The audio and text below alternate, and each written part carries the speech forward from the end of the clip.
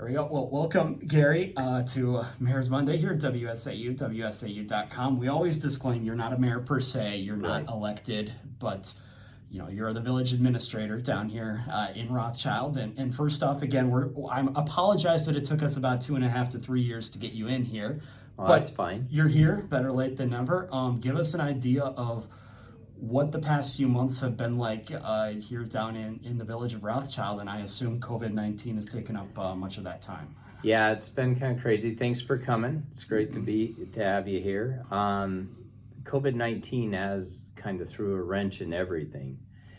Not only was it bad on a lot of the businesses around, but for us, we have a lot of hotels. We have a convention center, we have our pavilion, and all of that ended up closed. We have the pool. A lot of this, has been in the news already. Very hard decisions had to be made. Sometimes when you look back, you wonder if all the right moves were made, but always our board is trying to look at the safety of the public and trying to do what's best for the public. And they did close the pool for the year. I know that was much the dismay of a lot of people. We have a wonderful pool. It's a great facility. That was kind of tough. Very hard decision. The board had a very hard time making these decisions because they wanted to do what was best, and also, realizing what was going to mean to the public. But they did close the pool. The pavilion they closed down, and we have a wonderful pavilion when you look at it. People book 2 years in advance to get married there. And that was very hard when you have these brides that has been their dream. Every girl dreams of their wedding day, and a lot of them, that's their dream location. And all of a sudden we're having to make calls saying the pavilion's closed. I have to say a lot of people, especially at the beginning, understood why. They actually called us when the governor's orders were going out. They're like, we aren't going to be able to have our wedding there, are we? So they understood, but it was very difficult. And then the board did keep it closed until September. So all of the weddings that were planned, pretty much the last event that was there was the Blues cafe that they do there. That was our last event, and that was right when everything started breaking. So Absolutely, and you mentioned a lot of stuff in there that amounts to either being closed or shut down, that amounts to lost tax revenue for the village and for everybody here. I'm assuming that is something that's probably been on your mind here recently as well, especially as we get into the second half of the year. Yeah, that is one thing that we worry about, is the taxes and that. Being a municipality, it is nice that the county makes us whole on everything, so the county ends up holding the bag. We're grateful to the county for that. Hopefully it's not that huge amount. We'll see. Everyone has until next week to pay their property taxes, so we'll see what happens on what's delinquent. But that has been something that we've been looking at as a loss of revenue and what's going to happen with that. So we're watching it pretty close, making sure that we are able to still do the things that we need to do. We've cut back on some stuff.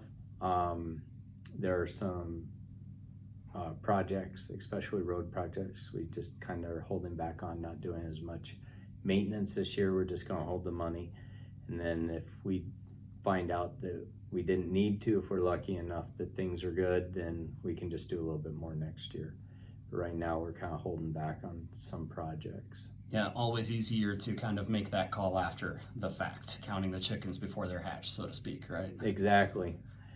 And talk about, speaking of revenue, obviously there was something that was in the news last week, actually. You formally, officially dropped out of the Wausau Convention and Visitors Bureau. Could you just kind of walk us through the decision that was made there? And I know you'll have to talk about this very carefully, and you'll probably be able to explain that why. But again, just kind of talk us through what went on there. Yeah, they with that, our tourism commission handles the contract with the CVB, the Convention Visitors Bureau, and they're part of a contract. It's a new contract.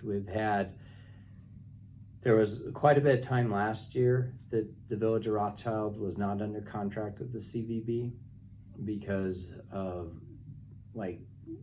the Tourism Commission wanted to make sure that enough was being done here in Rothschild. And they were worried about that not enough was being done to promote tourism in the Rothschild area and the convention center. So we had lengthy discussions with them and then signed a new contract the first of the year. And with that contract came reporting that they needed to report so that our tourism commission felt comfortable with what was happening. And there were defaults in the contract if that didn't happen. And it was made, in the meetings I sat through with it, was made very clear that that was an important process that needed to happen. That didn't happen to the extent that the commission felt warranted still being in the contract. So they voted, it's been almost a month now, roughly, when they voted to end and terminate the contract. And then we received a communication from the CVB asking to reconsider it. The commission did meet on Monday and they didn't reconsider it. They said it's terminated, it's gonna stay terminated, and so now we move forward. Yeah. So. And now you move forward, and do you know where this is going to go from here at all? Or not? I don't really, because now it's in the hands of the commission and that as far as what they want to do.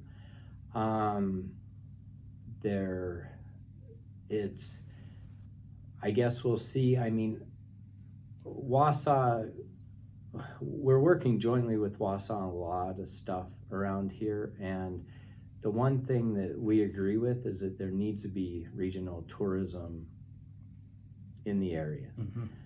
But right now there's a trust factor with the CVB and just not a real good feeling there to keep it going. So right now it looks like there needs to be more communication, between the CVB board and maybe the Village of Rothschild Tourism Commission. Would it be safe to say then that there are some serious discussions that need to happen? Yes. Between all the parties involved? Yep, that's very evident. There need to be something, but right now it's, the contract's done. So where it goes from here would be back to where we were almost a year ago in, negotiations to get both entities feeling, good about another contract. And part of this has something to do with the handling of how room taxes have been collected. Is that correct?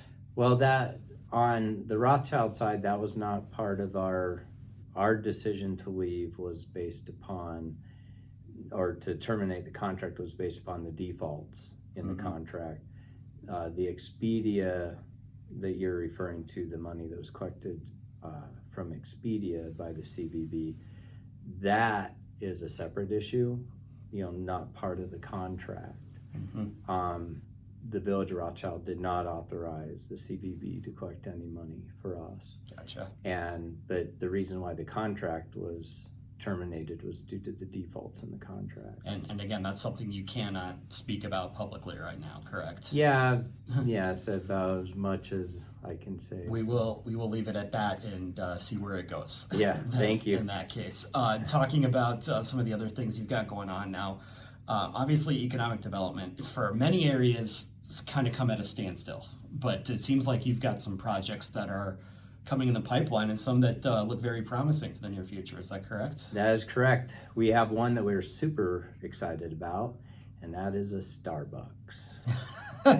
So we have a Starbucks coming to Rothschild. That sound you heard in the background was actually my reporter Liz, just getting giddy about Starbucks because she's a huge fanatic about that. Tell us what this is going to entail. Well, we've spent quite a bit of time getting this in place, but it will be on the corner of Court and Grand Avenue, kind of across from McDonald's, right over there.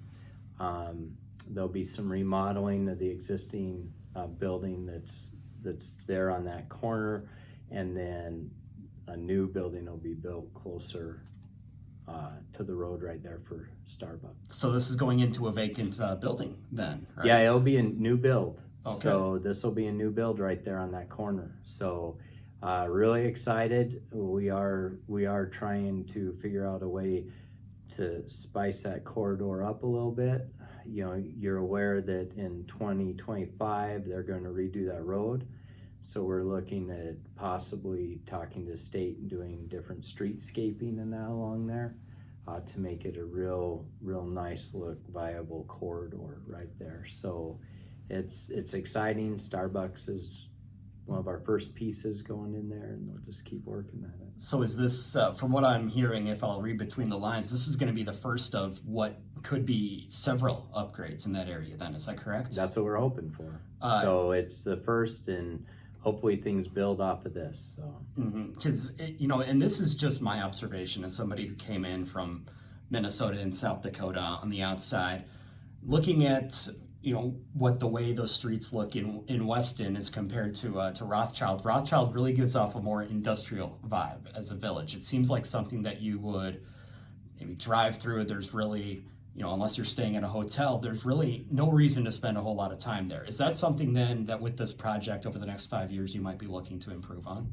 Yes, we have our TIF district is all along that area right there. That's part of it in the Business 51 corridor here. So yes, that's one thing that we're looking at, and it's part of the whole plan, especially up in that area, to make it look nice and kind of spruce it up a little bit, because it is dated a little bit, and adding the Starbucks and maybe doing the streetscaping and different things will help. And we'll see. I've been talking to different developers to see what they'd be interested in. So. Mixed use development, all the rage these days, correct? That's right. We actually changed our zoning along there. We did like a C2U zoning on there, and that zoning allows for smaller density because a lot of those lots are pretty small. So that's helped. That's one of the reasons why we could get Starbucks in there. And we are looking at mixed use also to help with that. I actually have a developer who I'm working with right now, just happened this week, on possibly doing some development up in the Cedar Creek area. And so with that, we've been considering the mixed use, and that's something we'll probably be bringing to our board. We've been working on it for the last 6 months. It got slowed down with COVID, like everything else. Exactly, just like everything else. But you know, smaller mom and pop type shops, is that maybe something that you're envisioning, or even like a Starbucks, which is a smaller footprint chain? Right, that, or you know, sometimes you'll see a lot of times housing mixed in with the mixed use, so that you've got restaurants and different stuff with the housing. Something that would maybe intrigue millennials to come into the area. I mean, up there at Cedar Creek along Eagle's Nest up there, that's a beautiful location on a hill that has a wonderful view. And it's a great spot for development to happen. Well, we'll certainly look forward to seeing where all this goes over the next 5 years. And again, now that we've made the connection here finally after a couple of years, we'll certainly know who to talk to when these projects start popping, right? You bet. Anytime. Anything else you'd like to add then before we let you go? Just if I can talk about some of our road projects, because Sure. I know that's been a question. The big one that's happening right now is Margaret Street onto Military. That's been a huge project, or totally redoing that road. It's supposed to be done probably in September here. I'm guessing it's getting close. That's going to be nice. And we have Birch Street, which is on the docket for next year. That one will be huge because part of that will be the trail.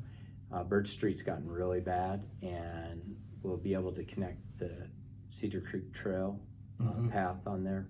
So that will, when you come off the bridge there and to get you into Cedar Creek, it'll be a much better route than on the road that we have right now. So that's in the process of being done. So just a few of the projects. We're also We have a TAP grant where we're working on trail with Schofield Okay. it'll run from Schofield and come across the highway by the 29 overpass right there where the railroad tracks are, where West Grand comes across. It'll cross right there and come up to Volkman, so that will connect. That's one of the last ones that kind of connect all the trails in Rothschild, but it will also connect us then to Schofield.